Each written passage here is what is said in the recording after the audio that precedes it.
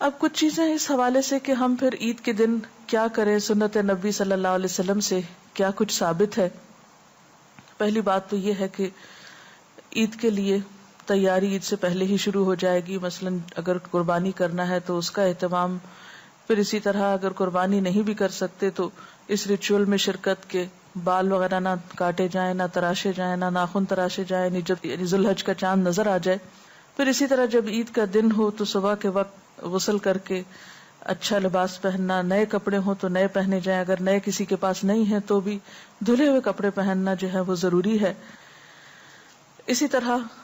اس موقع پر خوشبو لگانا اور پھر اہتمام کے ساتھ عید پڑھنے کے لیے جانا یہ بھی ضروری ہے.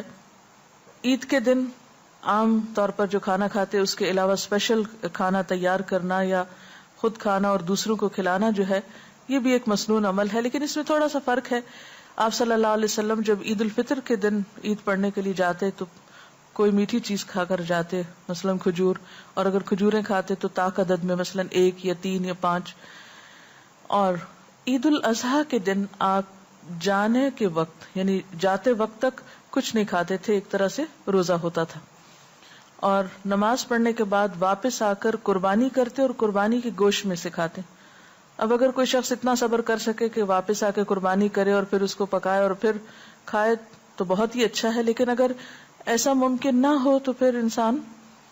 واپس آ کر یعنی عید کی نماز پڑھنے کے بعد کچھ بھی کھا سکتا ہے.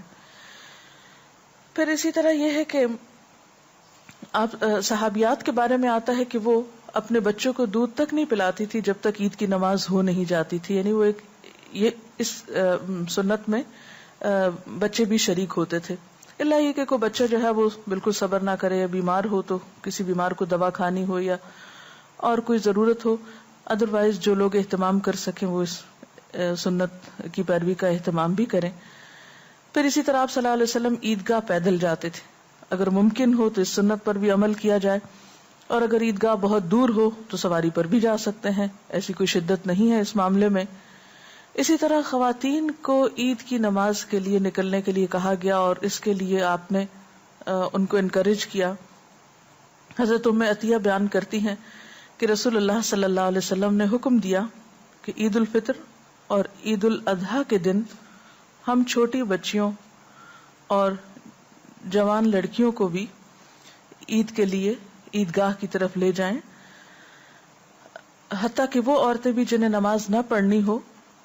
تو اس پر سوال کیا گیا کہ پھر وہ وہاں پر کیا کریں گی، تو آپ نے فرمایا کہ مسلمانوں کی دعا میں شریک ہوں اور مسلمانوں کی جمعیت کو دیکھیں، یعنی وہ لوگوں کا جو اکٹھا ہونا ہے اور لوگوں کی جو کثرت ہے اور کثرت سے ایک جگہ مل کر جو عبادت کرنا ہے اس کے اپنے فوائد ہیں اور اس منظر میں ایک الگ ہی حسن ہے. اس کو جب تک دیکھا نہ جائے وہ جذبات پیدا نہیں ہوتے جو عید کے دن ایک خاص خوشی کے جذبات پیدا ہونے چاہیے، کیونکہ انسان جتنے زیادہ لوگوں سے ملتا ہے ان کو دیکھتا ہے اس کی کیفیت بدلتی ہے، اور تنہائی میں الگ گھر بیٹھا رہے، پڑا سویا رہے سستی کے مارے تو اس سے وہ عید کی خوشی جو ہے وہ محسوس نہیں ہو سکتی.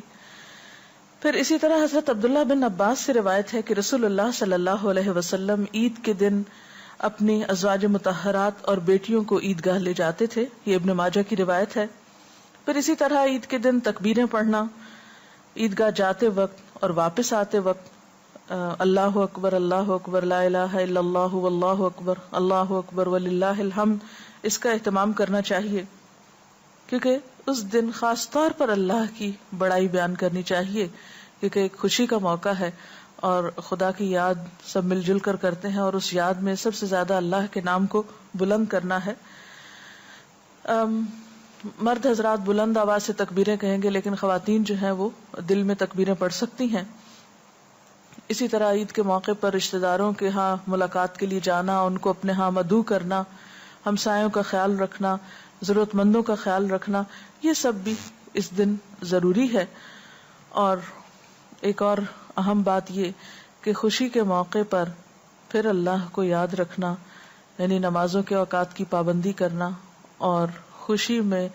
حدوں کو نہ توڑنا، یہ بھی بے حد ضروری ہے. کیونکہ بعض اوقات جب ہم جذبات میں آتے ہیں، خوش ہونے لگتے ہیں تو حدود پار کر جاتے ہیں، غمگین ہوتے ہیں تو حد پار کر جاتے ہیں.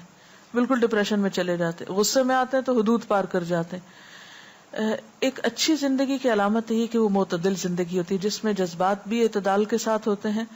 غم، غصہ، خوف، نفرت، محبت، یہ سب چیزیں انسان کی زندگی میں اس کے ساتھ ساتھ ہیں، لیکن کوئی بھی چیز اسی وقت بہترین ہو سکتی ہے جب اس کے اندر اعتدال ہو۔ بہرحال عید کا دن ایک خوشی کا دن ہے، اور اس دن خوشی منانا عبادت ہے، اور پھر یاد رکھیے کہ عید قربان یا قربانی کی عید، اس کا ایک خاص پیغام ہے، اور وہ کیا کہ انسان اللہ کی خاطر جب ضرورت پڑے اپنے جذبات، اپنی جان، اپنے مال اور اپنی ہر پسندیدہ چیز کی قربانی کے لیے تیار رہے۔ اس سے محبت کا ہم دعویٰ کرتے ہیں تو پھر اس محبت کے اظہار کے لیے قربانی بھی ضروری ہے، کیونکہ ہر محبت ایک ثبوت مانگتی ہے، اور پھر وہ ثبوت قربانی سے بڑھ کر اور کیا ہو سکتا ہے۔